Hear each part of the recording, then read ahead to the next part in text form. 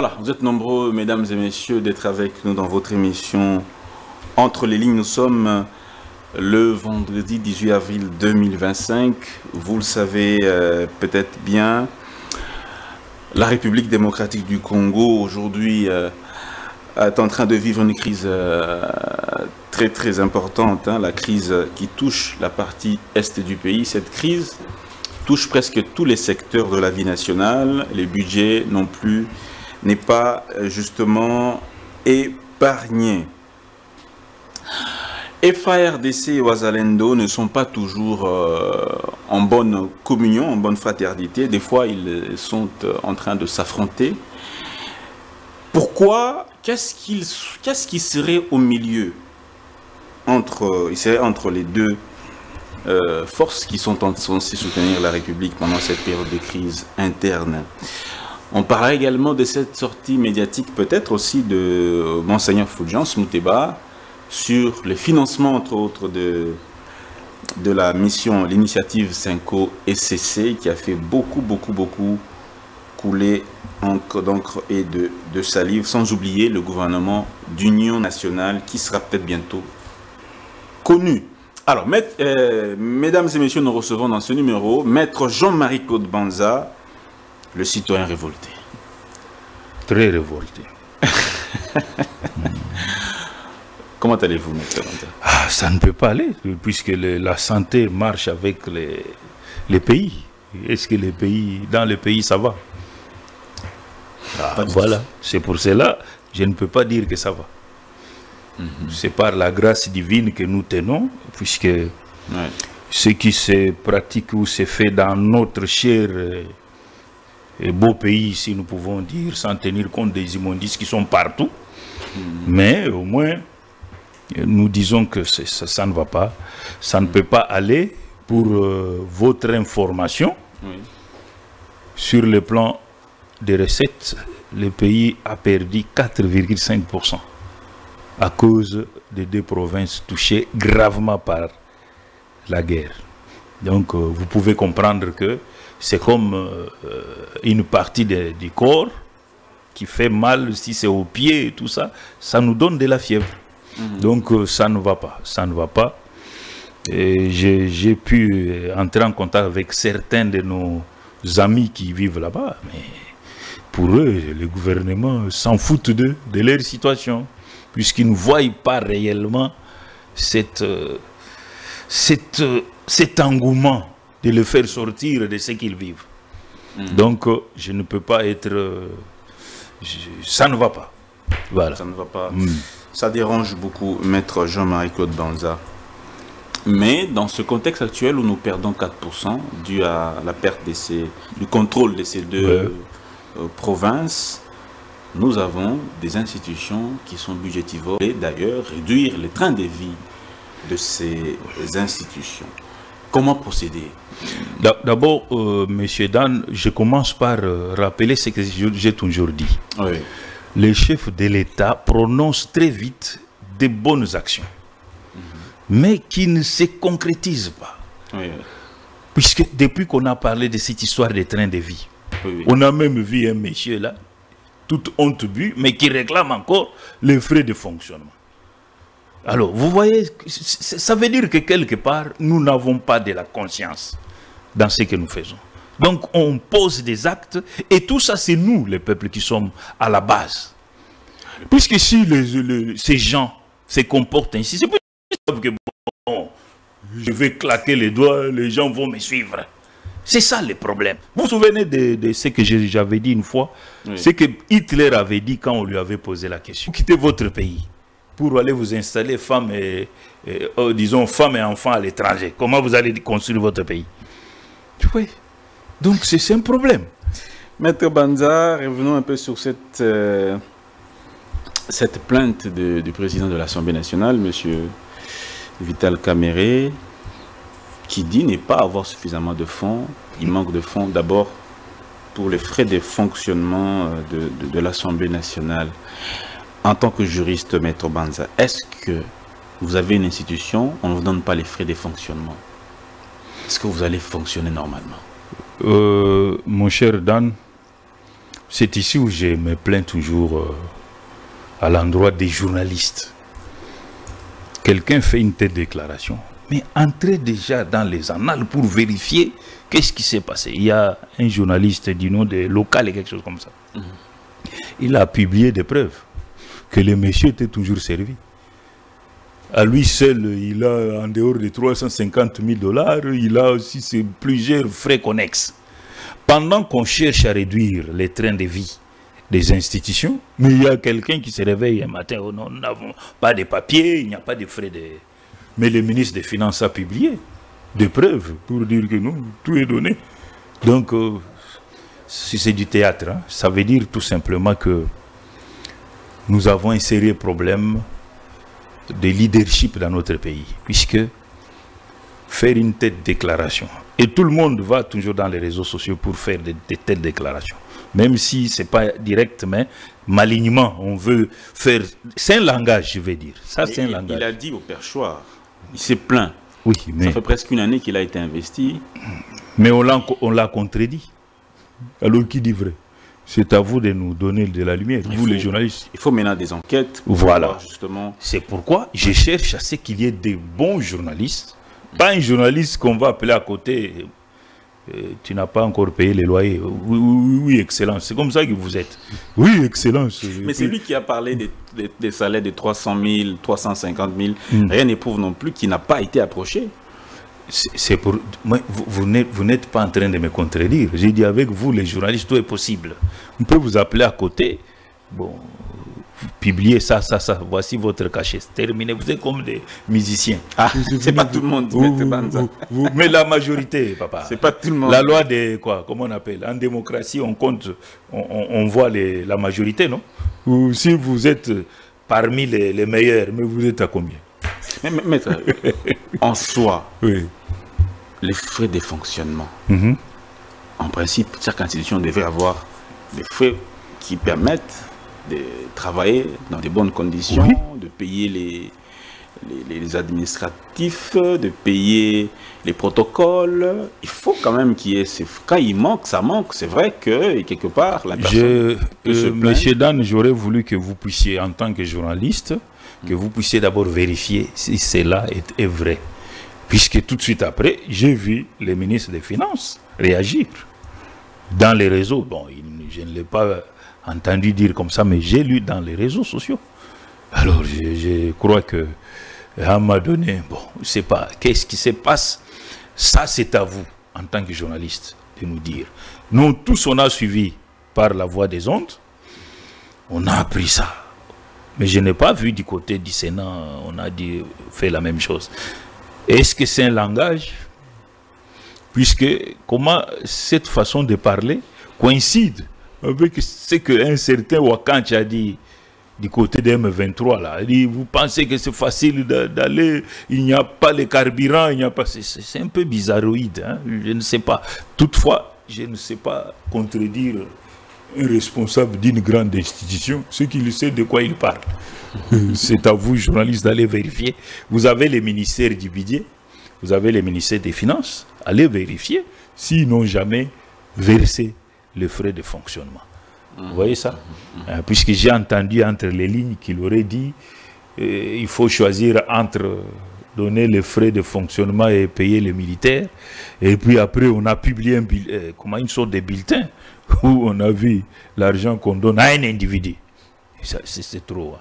Je crois que les derniers dans les bureaux là touchent 180 000 $. Si on te donne, toi, ces 180 000, tu peux créer une entreprise agricole. Mais ces gens-là, je ne sais pas, ils font quoi avec l'argent? C'est certainement pour envoyer à l'étranger. C'est ce que je comprends. Donc, je n'ai pas de quoi dire là-dessus, à part ce que j'ai fait comme commentaire. Alors, Maître Jean-Marie Claude Banza, on va avancer avec la formation d'un gouvernement d'union nationale qui peut-être verra le jour très bientôt. Les dénonciations sont allées dans tous les sens, oui, sur le monnayage des consultations.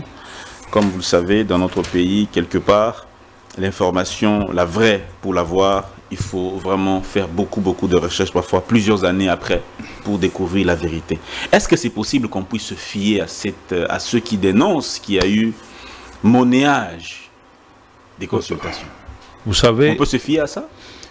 Bon, je ne sais pas quelle mouche a piqué ces journalistes, ou puisqu'il y a un des journalistes qui l'a dit. Oui. Est-ce qu'à son âge là, il peut dire des faussetés?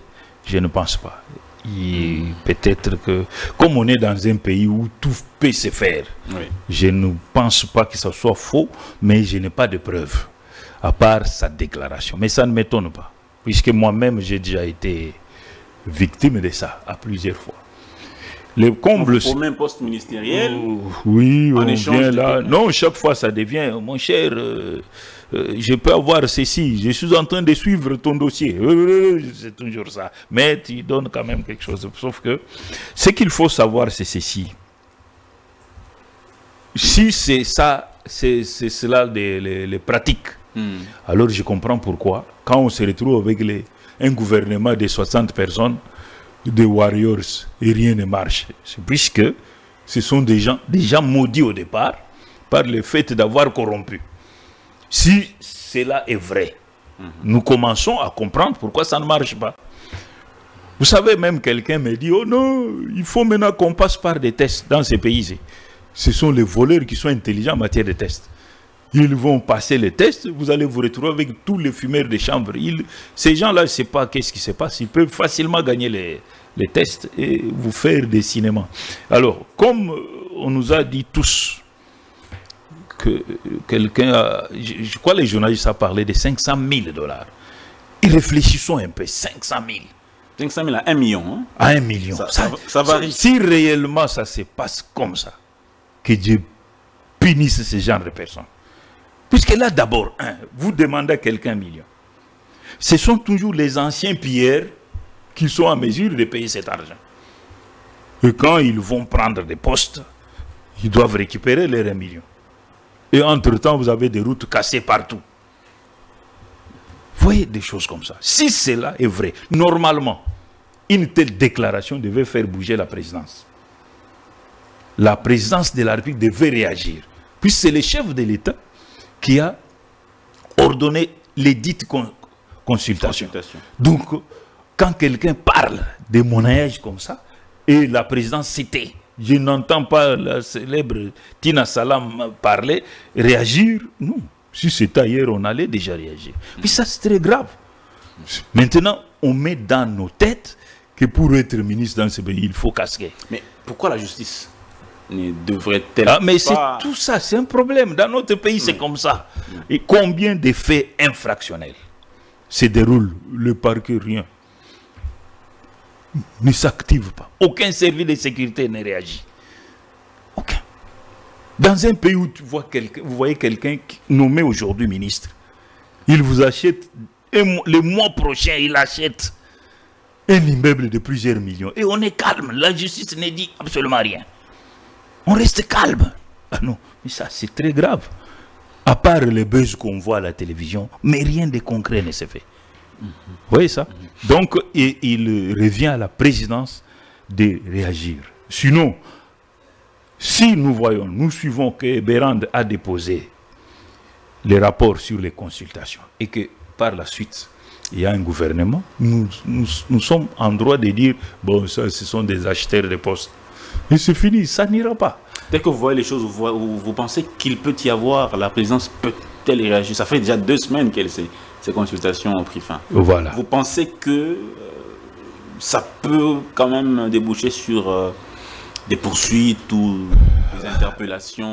Je suis né dans ce pays, M. Dan. Ça, je ne sais pas. On ne sait plus rien ici.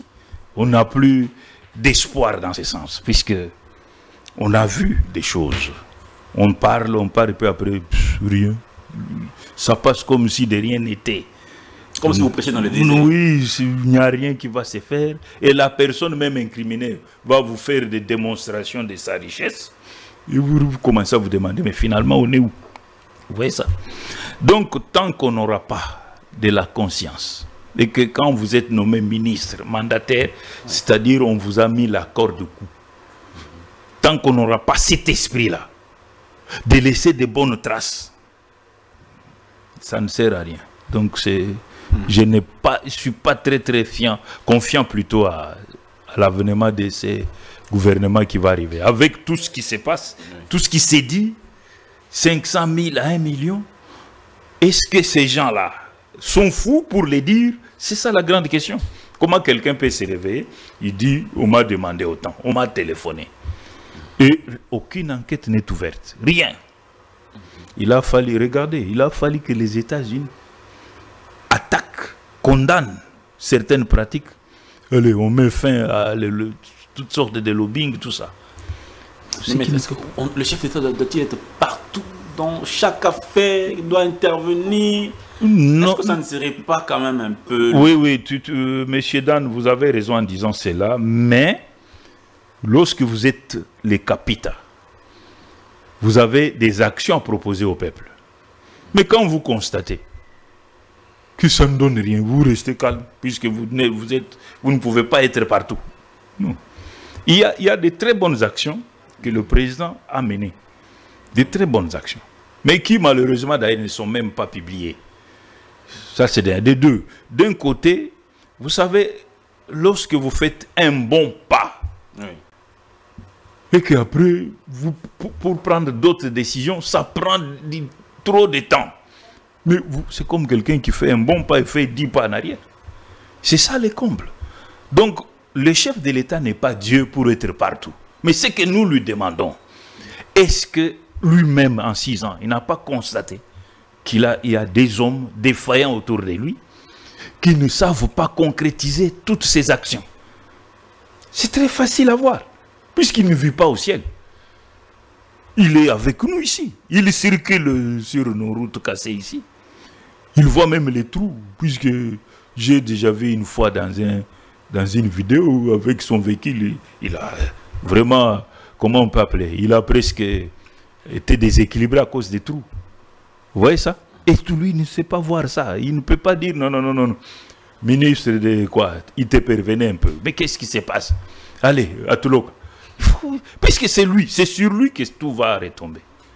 Les choix qu'il fait, les choix, papa. Vous ne pouvez pas être un bon pasteur, mais vous êtes en train de paître les serpents au même moment avec les chèvres, non? Ou les lions avec les chèvres, ça n'ira pas. Ça n'ira pas du tout, Maître Banza. Alors, il y a aussi un peu un problème qui dérange notre appareil sécuritaire, c'est parfois ces affrontements, ces querelles entre les Ouazalendo et les FARDC. Oui, les FARDC. Est-ce que en quoi ça peut profiter à la République? Non. Ça profite à la République? Non. La Bible dit quand les gens sont divisés, c'est que rien ne peut marcher.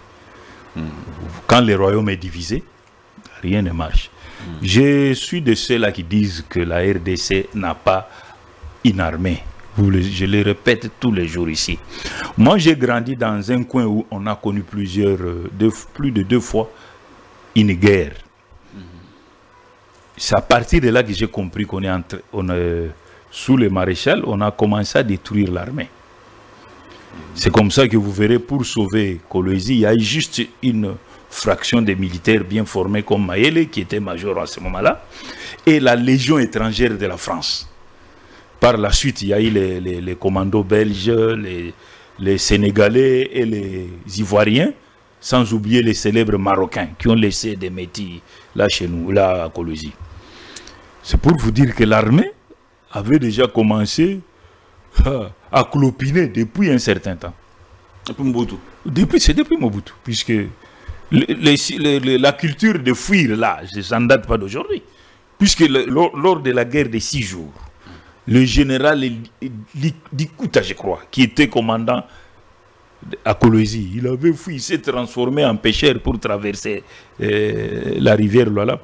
Donc la fuite ne date pas d'aujourd'hui dans notre armée.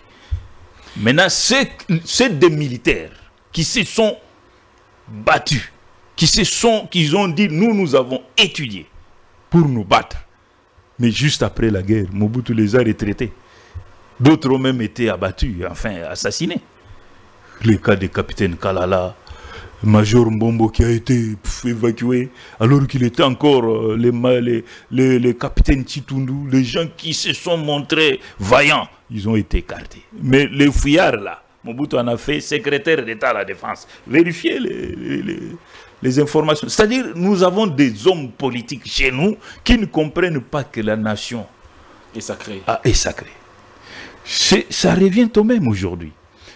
Le président Tshisekedi arrive au pouvoir. Il sait très bien que notre armée n'existe presque plus.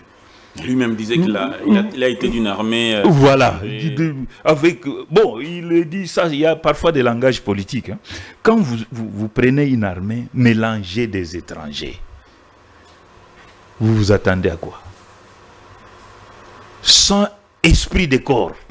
Mais pourquoi lui-même n'a pas cherché à organiser en 6 ans? Non, c'est puisque... l'avait exfiltré, tout ça. Non, c'est puisqu'il il a eu des mauvais conseils autour de lui. Même pour l'armée, il y a toujours des conseils, ce n'est jamais lui-même qui... non, vous savez... Pendant qu'il est garant du bon fonctionnement. Tout à fait vrai, mais le problème, c'est que... lisez même la Bible, que le roi repose sur ses multiples conseillers.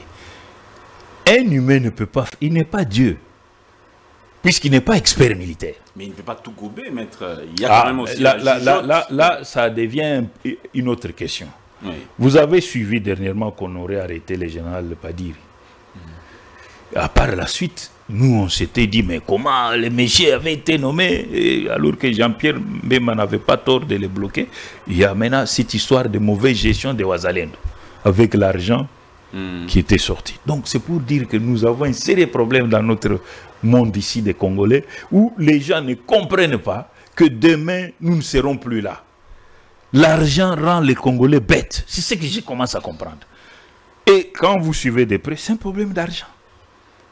L'argent, comment on a découvert ça? Il paraît, je n'ai pas de précision, c'est lorsque le ministre de la Défense a pris tout son risque pour aller jusque si ça Beni ou quel endroit là-bas. C'est là qu'on lui a dit que non, mais l'argent, on est...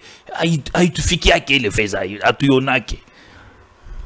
oh, comment? Mais quand on vérifie, ça veut dire que mon bien-aimé Félix s'est fait entourer que des affairistes, des gens qui n'ont pas cessé avec les mauvaises pratiques. Pour eux, on dirait quand ils sentent l'argent, ils oublient tout. C'est ça la difficulté qu'il a. Bon, comment il pouvait sécuriser le pays? La première des choses qu'il devait faire, c'était s'occuper d'abord de l'appareil sécuritaire. Tout en formant, puisqu'il avait l'information. Il n'est pas... C'est lui le porteur de vision. Justement, il avait l'information. Il savait que l'armée, elle sait qu'elle est. Mais il le disait même dans des voilà. Maintenant, il commence par un mauvais commencement. Un mauvais commencement. Il va visiter les pays voisins. Et sur ce point, je précise un élément. Oui. Il est arrivé après quelqu'un qui a fait 18 ans. Comment est-ce que Joseph Kabila avait mis dans sa poche la plupart de surtout les chefs d'État du Sud, en commençant par l'Afrique du Sud, Zimbabwe, Namibie. S'il est allé au Katanga, vous avez des sociétés appartenant à tous ces gens-là. Vous pensez que lorsque Kabila fait le tour de tous ces États, il est en train de leur rappeler, mais n'oubliez pas que je vous ai donné des carrés miniers, mais avec ces types-là, vous n'aurez rien. Et comme Tshisekedi est habitué à ne pas agir à temps, l'autre a failli presque entraîner tout le monde. Pourquoi Sadek ne s'est pas? C'était à la demande de Kabila. Vous le savez. Mais si vous l'avez entendu dire que l'Afrique du Sud parte, tout ça, vous l'avez suivi. Et juste après, on a trouvé votre type là qui est en Afrique, qui est encore Ramaphosa ou quelque chose. Ramaphosa. Ouais, il commence à tergiverser jusqu'aujourd'hui. Il n'a pas été laissé. Il faut voir comment Kabila est accueilli au Zimbabwe. Donc, or, les Zimbabwéens ont des carrés miniers ici. Mais ça... Les Namibiens ont des carrés. C'est à l'époque de Joseph. Il leur a rappelé tout ça. Vous venez au pouvoir. Jusqu'aujourd'hui, ces carrés miniers... mais oui, ils ont créé des sociétés. Vous avez la liste. C'est pourquoi je vous ai dit l'autre fois. Vous allez signer un avenant avec Sicomine. Mais vous n'êtes pas en mesure de nous donner les statistiques des matières qu'ils ont déjà exploitées, exportées. Vous n'êtes pas mesure. Vous signez venant pour 7 milliards sur 17 ans. Et vous êtes content de gonfler les ventres. Non. Nous avons un sérieux problème. Quand l'Union européenne signait le contrat de 500 milliards avec l'Ukraine, vous allez signer une histoire de 7 milliards et vous êtes content. Vous dites aux gens que vous avez fait quelque chose. Non, notre pays a une valeur vénale de 24 milliards, dépassant même l'Arabie Saoudite, qui a 18 milliards. Mais vous allez accepter une histoire de 7 milliards sur 17 ans. Faites le calcul, je vous ai souvent rappelé ça.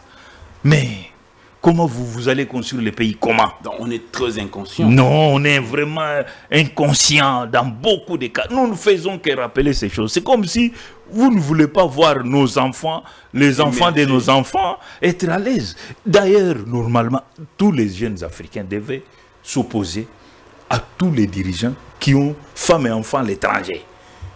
Vous voyez seulement quelqu'un qui vient de l'étranger avec un diplôme, allez, vous n'avez pas de travail ici chez nous. Uniquement ceux qui ont des licences de chez nous. Comme ça, on va corriger beaucoup de choses. Puisque là, on ne peut pas comprendre que quelqu'un quitte son pays, lui qui est dirigeant. Il prend les choses. Même j'ai suivi même Eliezer Tambo. Je le cite plus souvent, je l'ai toujours voté, en train de parler aussi de ça. Et tous ces députés rêvent que d'aller se faire soigner à l'étranger. Mais finalement, je vous ai dit, on n'a pas de députés. Au lieu de marteler sur le gouvernement, que nous ayons nos formations médicales ici. Puisque dans les temps passés, les Africains du Sud venaient se faire soigner ici, d'ailleurs à Lubumbashi. Donc, je félicite quand même le chef de l'État, puisqu'il a inauguré, c'est comment on peut appeler ça, une clinique ou centre. Voilà, vous voyez ça, ce sont de bonnes actions. Mais, depuis qu'il a inauguré Mamayom, je n'entends pas tellement les gens en parler. C'est comme si, est-ce que tout est là et dedans ou quoi? Puisque chez nous, on fait des choses. Prenons le cas des centres financiers. Allez visiter, il y a c'est encore des ouvrages vides. C'est finalement. Oh non. C'est fatigant ça. Maître Jean-Michel Banza, terminons avec cette affaire de FARDC Ouazalendo. Concluons cette affaire. Vous proposez quoi? Pour moi, oui. Comme je l'ai déjà dit l'autre fois, le chef de l'État ne veut pas se gêner. Les FARDC ne sont pas en bonne santé sur le plan des guerres, puisqu'ils sont diversifiés en matière de cohésion. Ils n'ont pas le même esprit. Par contre, les Ouazalendo nous ont prouvé. On a tenté de les diviser, ça ne marche pas. Alors, il devait en faire son affaire personnelle. Les nommer et leur donner un statut officiel. Mais ils sont dans la réserve. Hein? Oui, réserve, tu sais ce que c'est les réserves? Tu sais ce que ça veut dire réserve? Ça veut dire que ce sont des hommes. Non. Chez nous, est-ce qu'on a déjà cette expérience des réserves? Ça, c'est en Israël, mais chez nous. Il y a une loi qui a été votée. Oui, ça a été voté, mais en pratique. Puisque si vous parlez des réserves, mais ils sont sur le terrain, ceux qui ne sont plus réserves. Puisque les réservistes ne combattent pas. On fait appel à eux. Quand ils commencent à se battre, ils sont encore réservistes. Nous. Mais face à certaines difficultés, on oui. fait appel à eux. Justement. Pour pouvoir tout à fait. Mais or, présentement, c'est eux qui se battent. Pendant que vous avez fait passer votre général-major là, Suki Keng est en train de raconter des histoires. Donc, une armée qui passe son temps qu'à faire des communiqués. Pendant que les autres sont en train de se renforcer. Vous passez à la télévision, les FARDC prennent à témoin le monde. Quel monde? Le monde qui vous a lâché depuis 30 ans. Vous continuez à raisonner, à rêver. J'ai vu dans les discours du chef de l'État, il a cité encore, il aime trop parler, je rêve de ceci. Donc, il va rester toujours dans les rêves. Au lieu d'être pragmatique. Vous voyez des choses comme ça. Ça commence à nous inquiéter. Mais ces conflits-là, entre Ouazalendo et FARDC, y a-t-il pas moyen de mettre carrément fin? La meilleure façon de mettre fin à ça, c'est d'abord d'officialiser, comme il se doit, les Ouazalendo. En faire une division Ouazalendo. Et leur donner tout ce qu'il faut. Que les Ouazalendo soient indépendants des FARDC. Puisque, d'après ce que j'ai suivi, il semble que les FARDC, dans leur culture de fuir ou d'observer, puisque vous aimez trop observer les cessez-le-feu. Depuis qu'on a commencé, on ne fait qu'observer les cessez-le-feu. Et c'est quand on observe, et avance, les gens là avancent. Hier, j'ai vu qu'ils ont même organisé le trafic sur les lacs Kivu. Ça veut dire que vous n'existez pas. J'ai suivi encore des audios où les gens de là ont dit, décidément, nous sommes les cadets des soucis du chef de l'État et du gouvernement de Kinshasa. Vous voyez déjà ce que ça donne comme impression. Et c'est très dangereux ça. Donnez tous les moyens qu'il faut à nos amis Wazalendo. Il semble que quand ils viennent en délégation ici, vous refusez de les recevoir. Vous vous arrangez, les gens là qui sont autour de Félix, s'arrangent pour les faire traîner, les faire balader. Ils se sont plaints. Nous avons tout suivi. Et ça commence à nous énerver. Ça nous donne même... Je m'excuse, ça énerve. C'est comme si Kinshasa ne veut pas la fin de cette guerre. Organiser les Wazalendo. Les FARDC sont habitués qu'à fuir, puisqu'ils sont infiltrés depuis. Ça ne sert à rien de se cacher la face. L'armée, c'est une institution. Mais... Oui, mais une institution, oh, papa, une institution qui ne réussit pas, c'est une institution. Une institution qui a comme pratique reprise stratégique. C'est une institution. Et même ils ont dit, ils doivent défendre l'intégrité territoriale. Mais quand vous faites reprise stratégique, à tout moment, ça devient quoi? Et l'ennemi avance. Vous défendez quelle intégrité? Donc, que les chefs s'organisent avec les Wazalendo. Qu'ils créent un contact direct sans passer par les FARDC. Avec les Wazalendo? Oui, direct. Sans passer par les FARDC. Non. La division... Quelle division? Il y en a déjà. La division existe. La division existe. Les Wazalendo vous ont dit, quand nous demandons les munitions, alors nous sommes décidés, quand ils fuient, nous arrachons les armes. Vous voyez là où nous allons. C'est déjà une division. C'est déjà une division. Maître Banza, les États-Unis, avec le passage de Massad Boulos, l'émissaire de Trump pour la région Afrique, a fait un point de presse il y a un jour où il demande encore une fois au Rwanda de retirer ses hommes. Il a annoncé que le gouvernement américain est en train de discuter avec le gouvernement congolais pour un partenariat gagnant pour les investissements des entreprises privées américaines aux États-Unis d'Amérique. Est-ce que vous pensez que c'est dans la bonne direction? À mon avis, oui, puisque j'ai constaté un élément. Il y a même un journaliste qui a fait cette analyse.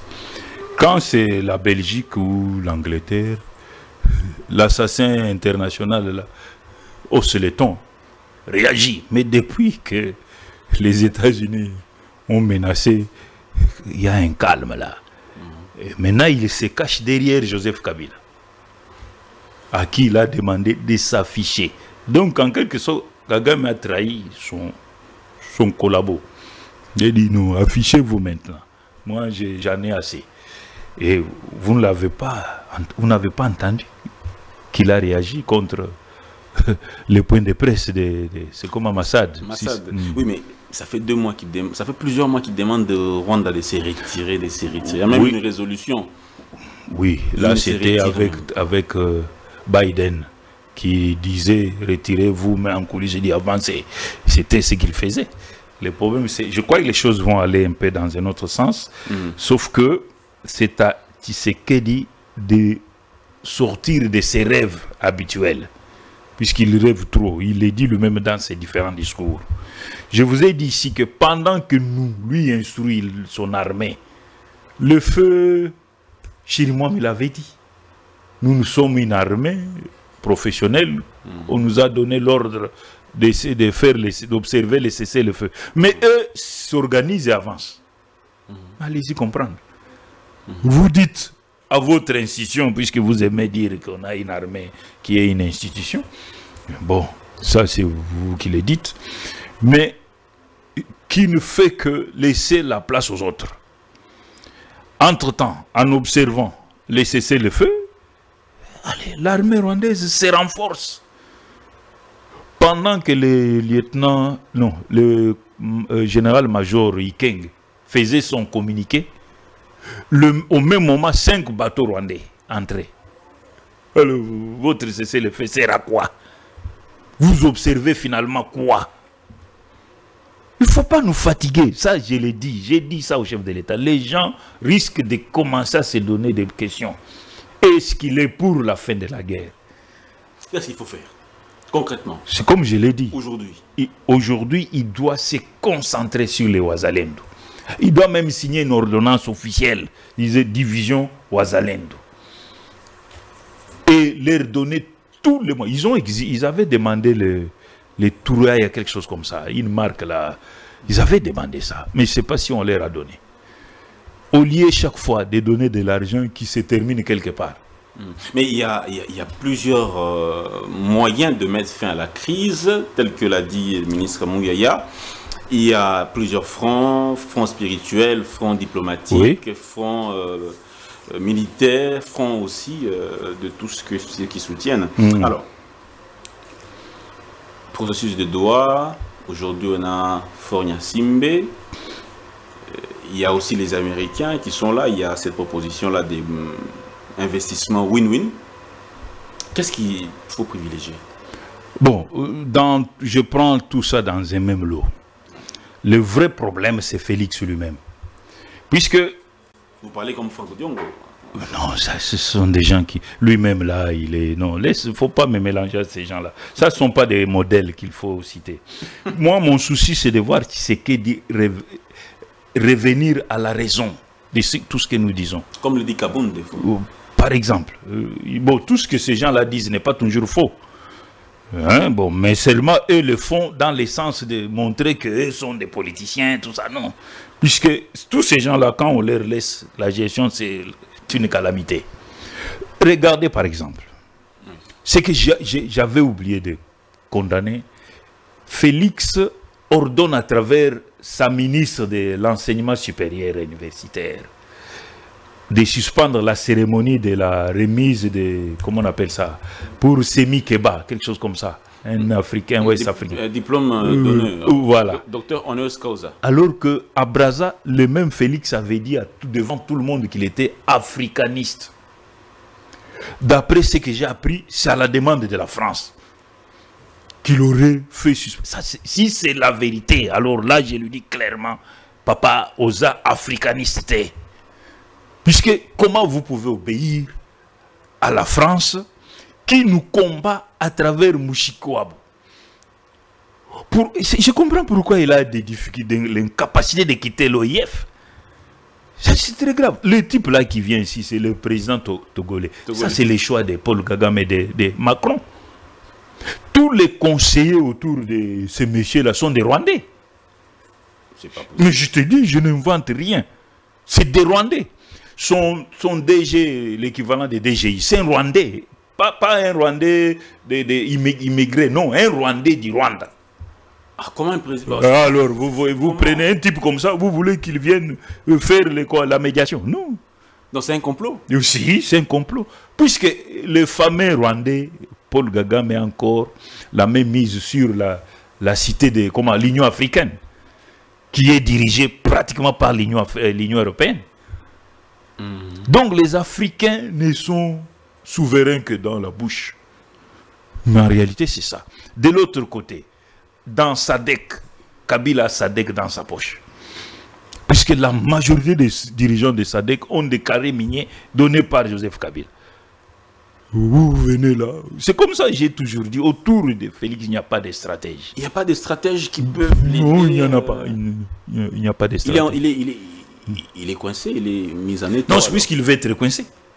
C'est puisqu'il veut être coincé. Vous venez avec des gens qui ne maîtrisent rien sur la vie internationale. Relations internationales africaines. C'est bien d'être avec les Américains. Mais les Français ne jurent que par l'échec de ces deals. Je m'excuse. C'est comme ça, ils utilisent les Gnassingbé là. J'ai vu, bon, le président là qui sait qu'il n'est pas mauvais, mais il doit être très prudent avec lui. Puisque c'est un homme de Paul Kagame, ce type-là. Vous voyez ça? Maître Banza, on est en train de clore, de terminer. Aujourd'hui, la RDC est dans cette configuration-là, dans ce conflit-là, dans ce cafouillage-là. On ne sait même pas par quelle voie quelle voie réelle on est en train de privilégier. On ne comprend pas. Alors, il y a déjà une autre initiative, Doha. Doha, où il y a M23 et gouvernement de Kinshasa. Il y a Faure Gnassingbé également. Est-ce que Doha devrait-il être mis de côté? Parce que Doha, c'est Nanga et ses hommes avec le gouvernement. Est-ce que Doha devrait être abandonné totalement? Bon, la vérité, c'est que je ne maîtrise pas le fond, comment d'abord ils se sont retrouvés là-bas. Nous avons tous été surpris. D'après certaines informations, c'est à la demande de cet homme-là de Kigali. Vous savez que Qatar a beaucoup investi au Rwanda. Est-ce que n'est-il pas en train de jouer sur les décordes? Ça, je n'ai pas tellement approfondi cette question. Mais les soucis que moi j'avais, c'était de rappeler au chef de l'État. Tout ça, ça fait partie de la vie internationale. Vous allez vers les Américains, mais vous négligez l'intérieur. Ça, c'est très grave. Deuxième chose, comment est-ce que Félix nomme les ambassadeurs? Tout ça s'entre dans les jeux. Puis ce sont nos ambassadeurs aussi qui devaient jouer leur véritable rôle. Par exemple, lorsque l'autre là, si c'est Jackson, est arrivé, avant qu'il vienne, avant qu'on lui donne les visas, notre ambassadeur qui est aux États-Unis, par où il est passé, devait nous envoyer, être en mesure d'envoyer au chef de l'État les profils du visiteur. En lui disant, voilà, cet homme, attention, il est ceci. Il faut savoir espionner les gens. On vous nomme ambassadeur, vous êtes là en train de boire les Johnny ou Aliker, c'est limite là. Et quelqu'un vient, le président même surpris, il n'a aucun profil, il n'a aucune idée sur la personnalité. Mais en Russie, vous ne pouvez pas aller comme ça. Vous allez là-bas. On vous donne les visas. Pendant qu'on vous donne les visas, on vous a déjà étudié. Et on envoie les messages à Poutine. Il dit, le type là, attention, il est malin, il est ceci. D'ailleurs, il a un casier judiciaire. Mais vous, non? Quand vous voyez, surtout nos ambassades, il faut voir quand ils reçoivent les personnalités blanches là, les dents dehors en train de rire, comme si c'est comme s'ils ont vu des dieux. Non. Nous devons avoir notre ambassadeur qui est en France. C'est un professeur en plus. Oui, c'est un professeur. Donc, il ne joue pas vraiment son rôle en tant qu'ambassadeur. Il devait être actif. Comment ça? Oui, comme le type là du Rwanda. Je m'excuse. Vous voyez, il est actif malgré qu'il est à bêta poto, mais il fonce. Mais les nôtres, qu'est-ce qu'il fait comme travail? Pourquoi est-ce qu'il n'arrive pas à fédérer d'abord les Congolais qui sont là-bas, et puis les milliers français? Donc c'est un problème. Tout ça pourquoi? Quand vous nommez les ambassadeurs, c'est fini pour vous, vous leur donnez l'argent, et en principe, on devait les recycler même pendant un mois. Maître Jean-Marie Claude Bonza, on va finir, maître. Dernière question.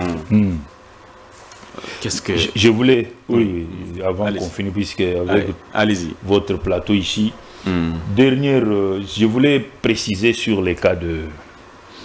les procès avec Feu Fiston Kabea. Fiston Kabea. Voilà. J'ai été déçu de voir que, encore une fois, les journalistes congolais et les politiciens aiment le buzz. On vous dit que le cortège est passé. On a déposé madame. Et puis c'est des éléments de sa bande à sécurité qui sont revenus. Donc le problème du cortège n'est pas dedans. Donc on ne peut plus parler du cortège de madame. On doit, puisqu'en matière pénale, l'infraction individuelle. Vous avez vous-même suivi ce qu'on avait dit l'autre fois. Ils sont incapables de dire qui leur a donné l'ordre. C'est devenu, oh non, il nous a dit, au lieu d'aller se battre à l'Est, est-ce que ça, madame la première pouvait être concernée? Donc on perd le temps. C'est comme cette histoire de Longolaba Ange. Vous avez vu comment, même les... C'est là où j'ai découvert que nous ne prions pas en RDC. On fait de la blague. Il y a des gens qui sont en panne spirituellement parlant. Au lieu de... Paul nous dit, ayez la sagesse et le discernement. Quelqu'un chante comme ça, vous ne pouvez pas discerner qu'il veut vous dire tout simplement, il dit à son Seigneur que je peux mieux vous louer plus que les anges. C'est ce que ça voulait dire. Vous commencez, oh non, il y en a même qui sont allés jusque sur le plan tribal. Ça, c'est quand même très grave. Tout le monde est devenu comme Colette Bragman, puisqu'elle est copine à Paul Kagame. Allez, nous devenons des démons en RDC. Ça, c'est très grave. Donc, il faut que les journalistes congolais fassent un effort. On a besoin de... C'est vous, moi, je ne cesserai jamais de le dire, ce sont les journalistes qui ont mis de la confusion dans les esprits des Congolais, les journalistes. Aujourd'hui, les réseaux sociaux, c'est pas que les journalistes qui... non, c'est puisque Tout le monde communique. Tout le monde ne communique pas. On sait voir que ça, c'est pas un journaliste. Mais on est souvent étonné quand on voit ceux qui ont été à l'IFASIC. Leur façon de se comporter, on dit, l'argent transforme les gens. Maître, ça c'est... En fait, maître, qu'est-ce qu'on retient de votre passage? Je crois qu'on a plus beaucoup. Presque une heure déjà, hein? Vous savez, notre souci, c'est de rappeler encore une fois de plus que le chef de l'État doit nous rassurer. Oui. Puisque si son comportement ou sa complaisance vis-à-vis de la France est en train de se démontrer sur terrain, depuis que la France préside les conseils de sécurité, la résolution 2773 est en panne, puisque c'est la France qui préside. Et lui, il est là, il est toujours en train d'aménager ces gens. Dis, foutons cette histoire de l'OIF là dehors, et puis on attendra quand on aura un Français, un président normal à la tête de la France, et c'est tout. Voilà l'un des messages que je lui donne. Deuxième chose, qu'il ne sorte pas un gouvernement avec les gens qu'on a vu défiler là. Là, cette fois-ci, nous allons lui montrer que nous ne sommes pas toujours des naïfs. C'était maître Jean-Marie Claude Banza dans Entre les lignes. Mesdames et messieurs, on a brossé plusieurs questions d'actualité, mais une question est restée en suspens, le financement de Cinco ECC. On y reviendra avec, dans d'autres émissions avec détail. Tout à fait. Mesdames et messieurs, c'est à la fin de l'émission. Merci beaucoup d'avoir été des nôtres. On vous dit donc au revoir. Bon week-end chez vous. Merci beaucoup, Dan. Merci.